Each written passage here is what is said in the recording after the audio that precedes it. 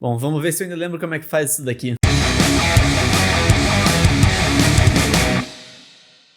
Fala galera, beleza? Pra quem não me conhece, eu sou o Guilherme e esse é o É do Jogo. E sim, eu sei, já faz muito tempo. Foi há 84 anos. Mas agora eu estou 100% de volta aqui no É do Jogo. Hoje com um conteúdo um pouco diferente, algo que eu nunca tinha feito até agora. E eu acho que vai ser algo bem interessante, que é o Power Ranking da Libertadores. Eu vou um pouquinho mais à frente explicar do que se trata o Power Ranking. Mas primeiramente eu gostaria de pedir para que você se inscreva aqui no canal É do Jogo e deixe o seu like nesse vídeo, isso é muito importante. Como eu estava há muito tempo sem postar vídeos, o algoritmo do YouTube ele para de recomendar o meu vídeo para outras pessoas. Então eu preciso muito que você indique esse vídeo para outras pessoas, deixe o seu like porque isso ajuda o YouTube a entender que você gosta do conteúdo e a divulgar esse conteúdo para mais pessoas, e também se inscrever no canal porque isso ajuda imensamente o meu trabalho. Meu trabalho aqui no É do Jogo vai ser com certeza uma das minhas prioridades a partir de agora, e eu tenho muito interesse que isso aqui cresça bastante porque profissionalmente vai ser muito bom para mim. Então do que se trata o Power Ranking? Para quem já está acostumado com esportes americanos, já deve estar um pouco mais familiarizado com o conceito.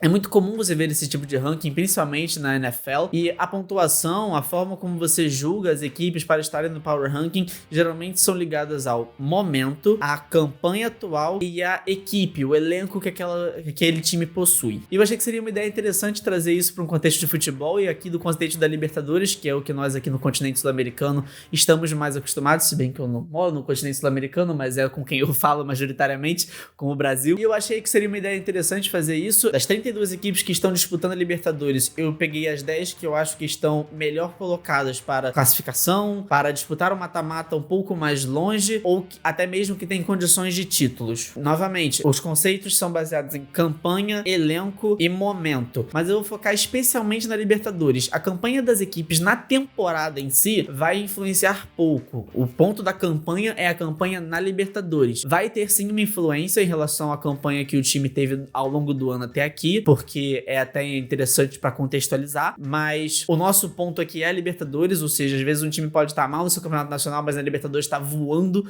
então pode ficar numa condição um pouco melhor na posição do Power Ranking da Libertadores, por causa, obviamente, da sua campanha na competição.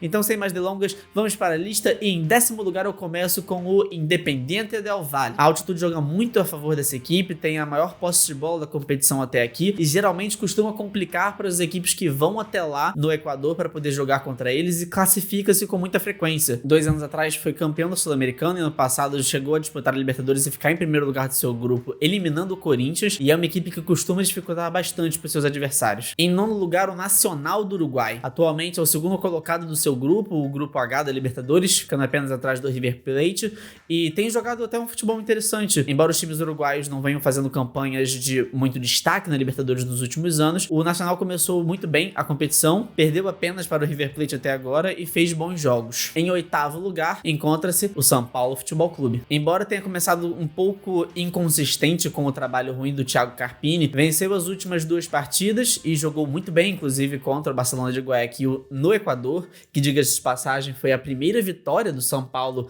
no Equador jogando Libertadores. E embora tenha vencido o Cobresal nos últimos minutos, né, o time mais fraco do grupo, agora tá com um novo técnico, e se mantiver um bom padrão de jogo, é uma equipe que pode chegar muito longe na competição. Acho que título ainda não dá para poder colocar o São Paulo entre os favoritos, mas tem excelentes condições de avançar bastante se o time se encaixar com o técnico Zubeldia. Em 7º lugar, aquele que começou a Libertadores como um dos grandíssimos favoritos, o Flamengo. Sim, eu sei que o Flamengo tem menos pontos do que o São Paulo, eu sei que o Flamengo tem menos pontos do que o Nacional do Uruguai, e embora eu tenha dito que a temporada em si não tenha um grande contexto, é mais o foco na campanha da Libertadores, ainda assim a derrota para o Bolívar foi a primeira derrota do Flamengo no ano. Desde janeiro, quando começaram os campeonatos estaduais, até esse momento o Flamengo não havia perdido, e quando perdeu foi numa partida que jogou em 3.600 metros de altitude e poupando inúmeros titulares. Eu sei que existe uma grande discussão de que poupou contra o Palmeiras, poupou contra o Bolívar, mas o ponto aqui agora não é esse. O ponto é que o Flamengo continua ainda assim tendo um dos melhores elencos da Libertadores, e isso pesa muito para essa 7ª posição, e embora não tenha começado da forma mais consistente, ainda tem grandes condições de chegar em primeiro colocado no grupo, até porque ontem o Milionários perdeu para o Palestino, e com isso o Milionários tem que começar a vencer seus jogos e enfrenta o Bolívar dentro de sua casa, ou seja, pode ser um jogo que o Bolívar pode se complicar e o Flamengo ainda pode ultrapassar se ganhar todos os seus jogos até o final da fase de grupos. Em sexto lugar, o Fluminense. Assim como na temporada inteira até agora, o Fluminense não está muito regular ainda na Libertadores, embora ainda não tenha perdido, mas não tem jogado um futebol que tem sido vistoso aos olhos e não tem dominado tanto assim seus adversários, embora esteja num grupo bem acessível. Precisa de mostrar um pouco mais de imposição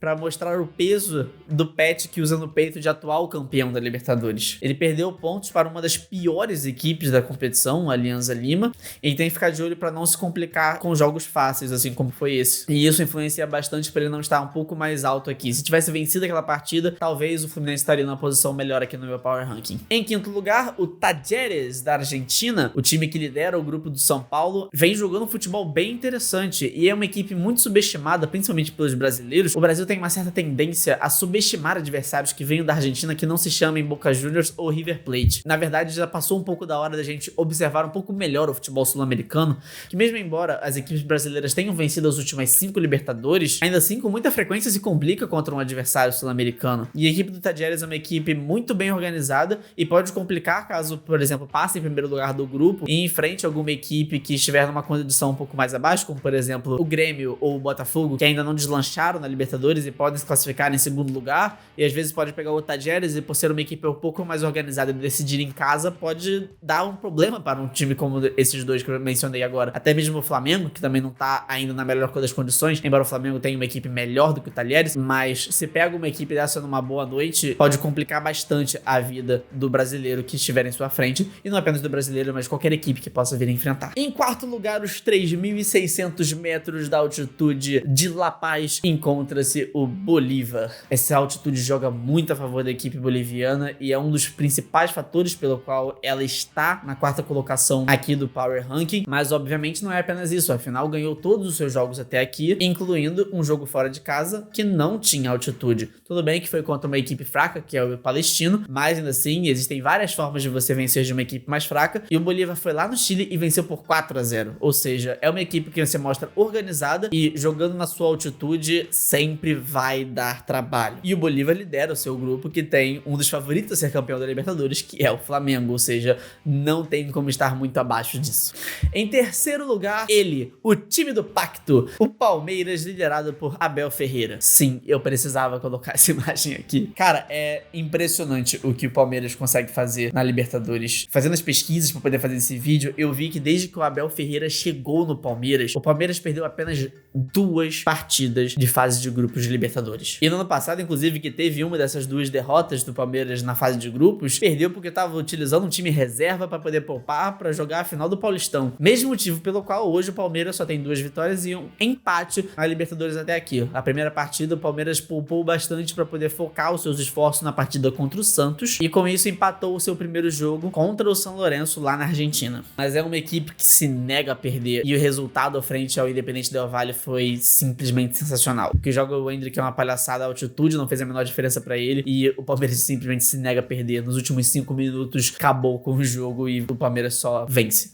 E é por isso que está na posição que está. Mas não está mais alto porque existem 2 equipes que estão com 100% de aproveitamento e também chegaram na Libertadores com excelentes condições. A que está em segundo lugar é o Atlético Mineiro. O Atlético que tem o melhor ataque da competição. Desde que Gabriel Milito chegou, o time parece ter se encontrado um pouco mais, tendo um pouco mais de consistência na sua forma de jogar, embora ainda não tenha muito tempo de clube. Então, esse time ainda pode ter muito mais crescimento a partir daqui. Que uma vez que o Milito estiver 100% inteirado com os jogadores, a equipe do Atlético tende a evoluir muito mais porque tem jogadores de altíssimo nível. Tem Paulinho, o artilheiro da Libertadores, empatado com Francisco da Costa, que é jogador do Bolívar, e também Maximiliano Silveira, que é do Peñarol e também tá no grupo do Atlético. E tem tido um grande crescimento do Gustavo Scarpa desde a chegada do treinador argentino. E isso pode ajudar muito a equipe mineira, porque todos nós sabemos que o Scarpa é um grandíssimo jogador de futebol, foi craque do Brasileirão há 2 anos atrás e pode decidir bastante pro time de Minas Gerais. E só não está uma posição acima aqui no Power Ranking porque porque sofreu um pouco mais do que deveria contra o Peñarol. E em primeiríssimo lugar do ranking até o momento está o River Plate da Argentina. E se o Atlético Mineiro é o melhor ataque da competição, o River Plate é a melhor defesa, embora empatado com o Huachipato do Chile e com o Cerro Porteño do Paraguai. Contudo, sofreu apenas um gol e venceu todas as suas 3 partidas. E o que pesa pouco, mas ainda assim ajuda a ter um critério de desempate, principalmente contra o Atlético Mineiro, é que o time só tem uma derrota até aqui no ano, ou seja, tem mostrado uma consistência não apenas na Libertadores, mas durante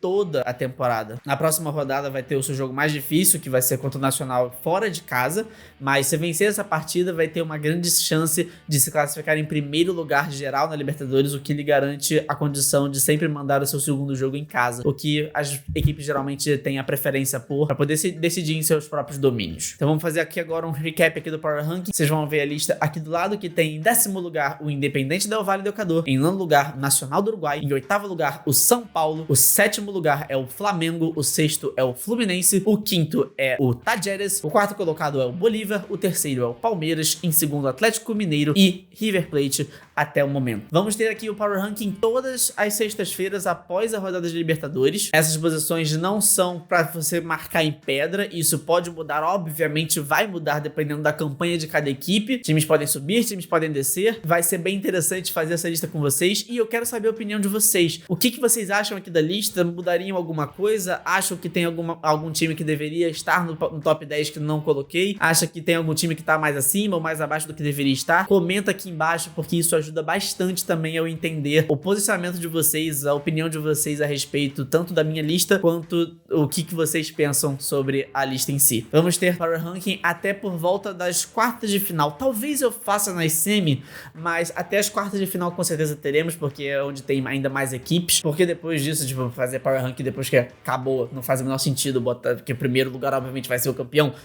E na semifinal, não sei se também faz tanto sentido, tipo, no caso, após a semifinal, que aí o primeiro lugar e o segundo vão ser os times que já foram pra final. A princípio, o Power Ranking vai até por volta das quartas de final. Assim que acabar as quartas de final, vai ter o último Power Ranking, mas a ideia é que esse ranking seja lançado todas as sextas-feiras, porque geralmente a Libertadores é disputada terças, quartas e quintas, ou então quando acaba os dias de terças-feiras passa a ser só terças e quintas, para ter todos os jogos levados em consideração para a contagem aqui do Power Ranking. Espero que você tenha gostado do Power Ranking e mais uma vez eu preciso muito da ajuda de todos vocês agora que o É do Jogo está voltando, e essa ajuda vem em forma de inscrição aqui no canal, vem em forma de like aqui nesse vídeo, isso ajuda imensamente. E se puder, compartilhe esse vídeo com seus amigos, manda naqueles grupos de WhatsApp, manda para aquele teu amigo, pro teu pai, pra tua mãe, pro teu cachorro, não importa, só compartilha isso com todo mundo porque isso ajuda bastante a divulgação do meu trabalho. Pessoal, eu agradeço imensamente a todos vocês que estiveram comigo até aqui, um grande abraço e até a próxima.